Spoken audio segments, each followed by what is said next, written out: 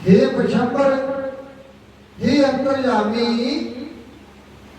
आप सब बात हमारे भेद की मालूम है। हमारे भेद की आपको सब बात ही मालूम है। और ये जो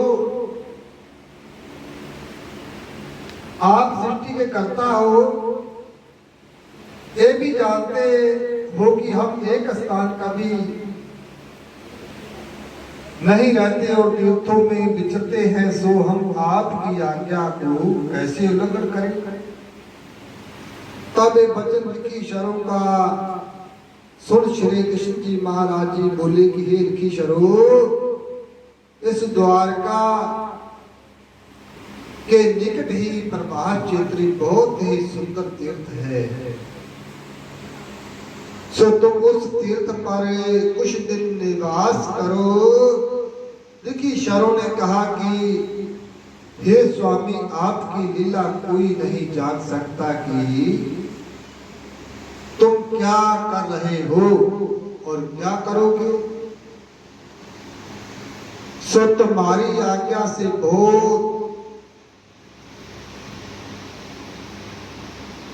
तुम्हारी आज्ञा से हम बहुत से जो ऋषि एकत्र हुए हैं, चतुर्मास बरखा रुत के प्रभास क्षेत्र में ही निवास कर लेते हैं। तो जाते भय और वहां जाए, आपको अपनी कुटियां बनाए, पूजा पाठ में ध्यान लगाए,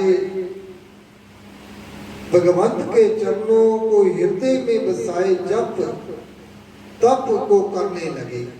हे राजन, एक दिन प्रद्युम्न खेलते प्रभास क्षेत्र में, जहां ऋषि श्रवण लोग पूजा पाठ और परमेश्वर के ध्यान में समाधि लगाए बैठे थे, वहां आए तिनको देख भावी के बस हुए आपस में कहने, ऐसा कोई नहीं प्रतीत होता जो गुप्त बात को बता सके, इनकी परीक्षा लेनी चाहिए।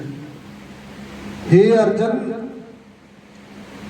सब यादवों के पुत्रों ने आपस में मता करके श्री कृष्ण जी के पुत्र को और उसको गर्भवत जनाए, और ऋषियों के सम्मुख ले जाए, हाथ जोड़कर बोले कि हे ऋषियों, आप तत्कालदर्शी हो और ये स्त्री गर्भवान लज्जा करके आपसे कुछ पूछ नहीं सकती, इसलिए हम तुमसे पूछते हैं, इसके गर्भ से कन्या उत्पन्न होगी या पुत्र होगा। हे राजा, वो ऋषि शब्द का दृष्टि और सब बात के जानहारे उन्होंने ध्यान करके उत्तर दिया कि तुम श्री कृष्ण जी हो, पर हमसे हासिल मत करो, तुम्हें ये बात योग नहीं, और जाओ फिर। राजन, मैं तो भाई श्री कृष्ण जी महाराज जी की ऐसी ही थी, कब करती थी, जैसे गोसाई तुलसीदास जी ने दोहे में कहा है, तुलसी सुन हो हितु भारी बड़ी बला, जिस ऊपर भारी पड़े करते हुए निर्भर, जिसके ऊपर भारी पड़ती है उसका कोई फल नहीं चलता, वो दुर्बल हो जाता है। तो भारी की प्रेरणा से हट कर इनकी शरण से बोले कि ये क्यों जी, तुम्हारे में सामर्थ और शक्ति है तो क्यों नहीं बताए देते कि ऐसे ऐसे कठोर वचन उनके सुन हो लिखी शत्रु शांति कर। कुछ नहीं बोले, पर दुर्वासा जी ने सहारा ही ना किया और आंखें लाल कर क्रोध से बोले कि अरे बालको, क्या पूछते हो। उन्होंने फिर वही बात पूछी, तब दुर्वासा ने क्रोध कर श्राप दे दिया और कहा कि इसके गर्भ से ऐसा उत्पन्न होगा जो बिना श्री कृष्ण का उपाय करो, जो इस लोहे को रेती से रेत कर समुद्र में फेंक दो। तब उग्रसेन और सबने कहा कि बहुत अच्छी बात है जुसु। उस वक्त समुद्र पर जाकर रेतने लगे। जब सारा रेत दिया तो पीछे से एक छोटा सा टुकड़ा बचा, सो समुद्र में फेंक चले आए। और वह जो टुकड़ा समुद्र में फेंका था, उसको एक मछली ने निगल लिया। उस मछली को एक बतख ने जाल पाकर पकड़ा था। जब उस मछली का पेट फाड़ा तो वह टुकड़ा लोहे का निकला। तब उसने उस टुकड़े को अपने बाल में लगाए रखा।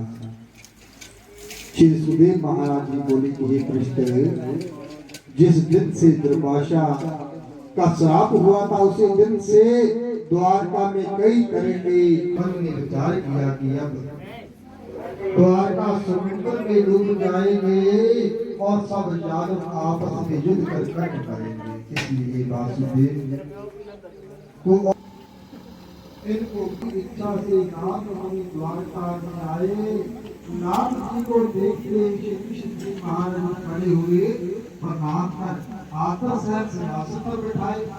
भूख भी नहीं, पेट से भली प्रकार पूजन किया और कहने लगे कि आज हमारे घर भाग है। और नाथ जी जो तो सारे काम चलाते हुए